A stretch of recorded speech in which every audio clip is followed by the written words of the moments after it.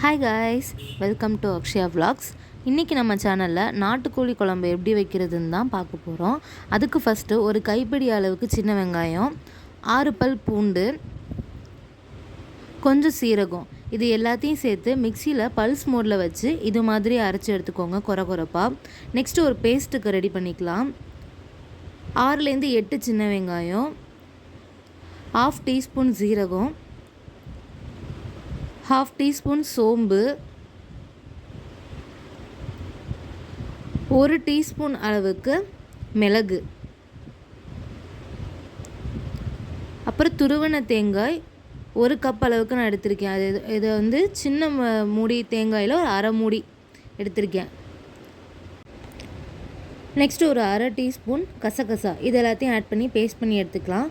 Next கடாயில் எண்ணெய் ஊற்றி அது சூடானதும் பட்டை, கிராம்பு, ஏலக்காய் இது எல்லாமே போட்டு நல்லா பொரிஞ்சு வந்ததுக்கப்புறமா நம்ம வந்து பல்ஸில் எடுத்து வச்சுருக்கோம் இல்லையா சின்ன வெங்காயம், பூண்டு எல்லாம் சேர்த்து அதையும் போட்டு நல்லா வதக்கிக்கலாம்.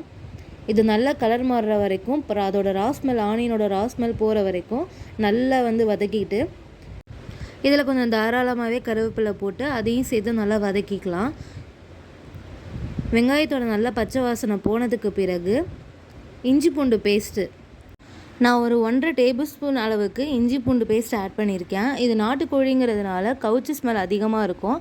அதனால் நம்ம இஞ்சி பூண்டு பேஸ்ட் நிறையா ஆட் பண்ணால் தான் குழம்பு நல்லாயிருக்கும்.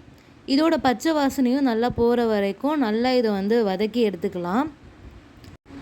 இது நல்லா கலந்து விட்டதுக்கப்புறம் மீடியம் சைஸ் தக்காளி 2 கட் பண்ணி வச்சுருக்கேன். அதையும் இதோட ஆட் பண்ணி தக்காளி நல்லா குழவா மசிகிற அளவுக்கு கலந்து விட்டுக்கலாம். அடுத்து இதில் வந்து குழம்பு மிளகாத்தூள் 2.5 ஸ்பூன் ஆட் பண்ணியிருக்கேன். இதை நல்லா முதல்ல வதக்கி விட்டுக்கலாம். வதக்கி விட்ட பிறகு இதில் கரம் மசாலா நம்ம ஆட் பண்ணால் தான் அதோட ஸ்மெல் வந்து நல்லா இருக்கும் குழம்புல.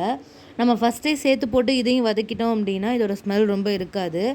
இதுக்கப்புறம் இதில் வந்து நம்ம சிக்கனை ஆட் பண்ணி இதையும் கொஞ்சம் நேரம் வதக்கி விட்டுக்கலாம். நல்லா பெரட்டி விடணும். இந்த மாதிரி நல்லா பெரட்டி விட்டுட்டு சிக்கன் முழுகிற அளவுக்கு தண்ணி வச்சா போதும். சிக்கன் ஹீட் ஆக அதுலேருந்து தண்ணி கொஞ்சம் வெளியே விடும். அதனால் இப்போதைக்கு சிக்கன் முழுகிற அளவுக்கு மட்டும் தண்ணி ஊற்றி கொதிக்க விட்டுக்கலாம்.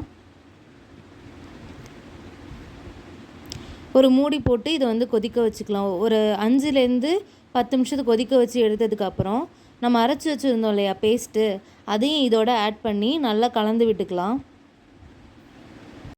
இது எல்லாத்தையும் நல்லா கலந்ததுக்கப்புறம் ஒரு குக்கரில் வந்து மாற்றிக்கலாம் இது எல்லாத்தையும். இப்போ உங்களுக்கு தண்ணி இன்னும் வேணும்னா ஆட் பண்ணி தேவையான அளவுக்கு உப்பையும் நீங்கள் வந்து ஆட் பண்ணிக்கலாம். ஆட் பண்ணிவிட்டு மூடி போட்டு ஒரு 3லேருந்து 4 விசில் வரைக்கும் நீங்கள் வச்சு எடுத்துக்கோங்க. வச்சு எடுத்துட்டோன்னா குழம்பு வந்து ரெடி. மேலே வந்து மல்லித்தலை போட்டு இறக்கிட்டோன்னா குழம்பு சூப்பராக இருக்கும். ட்ரை பண்ணி பார்த்துட்டு எப்படி இருக்குன்னு சொல்லுங்கள். இது மாதிரி நிறைய ரெசிபீஸ் பார்க்குறதுக்கு நம்ம சேனலுக்கு சப்ஸ்கிரைப் பண்ணிக்கோங்க. பாய்.